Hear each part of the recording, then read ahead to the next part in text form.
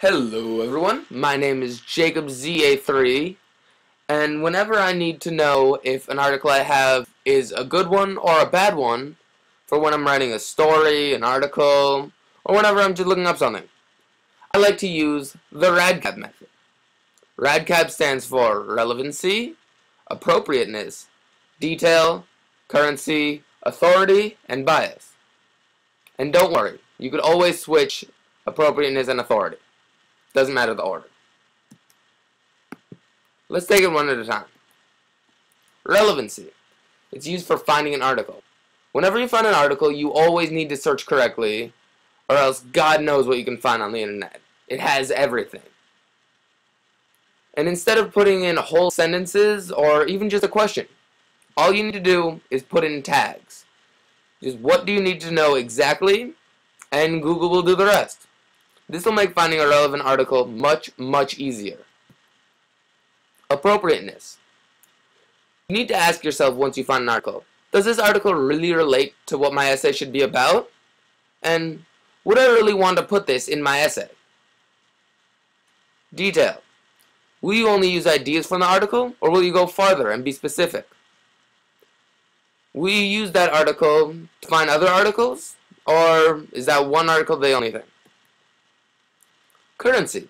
Is this the first site you found, or did you search and search until you found that one website that most related to the time period in which the essay is written in? Authority. Who wrote this article?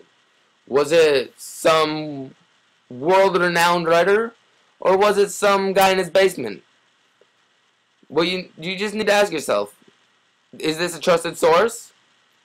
Am I willing to put my own title on the line by using this source? Because everything you put on the internet, you're pretty much liable for. Bias. Can you tell this website is leaning towards one side? Or is it trying its best to explain the story? Alright, so now that you understand RADCAB, let's apply it to some articles. I'm just going to choose a random topic in my head. Let's do the German unification of 1871. Oh, and there it is. My question is, what was the need for unification of Germany in 1871? I googled that question, and I found a Yahoo Answers that was perfect. Yes, it might be relevant. However, I may not have searched correctly. I did, however, find a good article, not a good article, but something that was relating to what I want to be about. It is technically appropriate.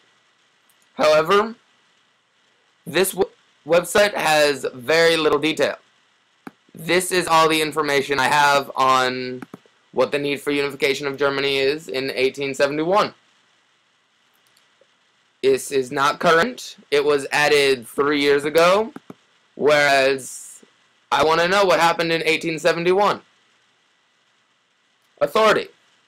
I have no idea who wrote this little paragraph. However, his screen name is Worldio. I don't know if he's secretly some author or if he's just some guy in his basement.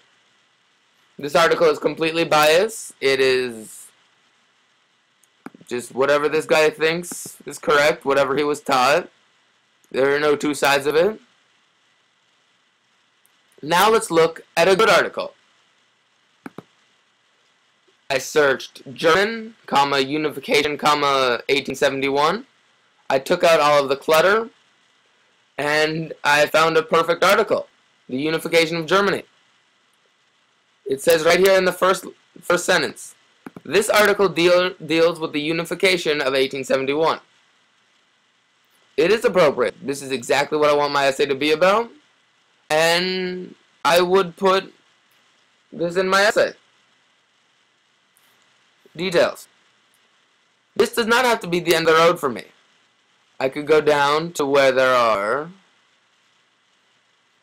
there's the see also, which also has to do with the similar topics. There's the bibliography of different people who had to do with writing this article. There's further reading even. There's some external links. And then there's all of this. As you can see, this one article can take me to many, many other articles.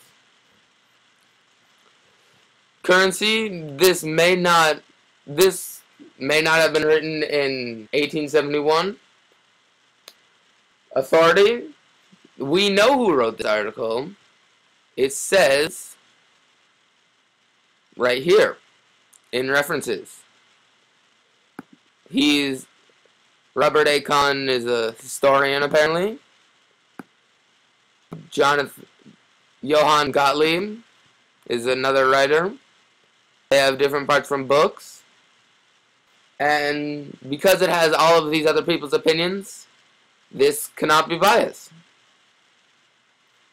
And so, this was my RADCAB presentation. Thanks for watching.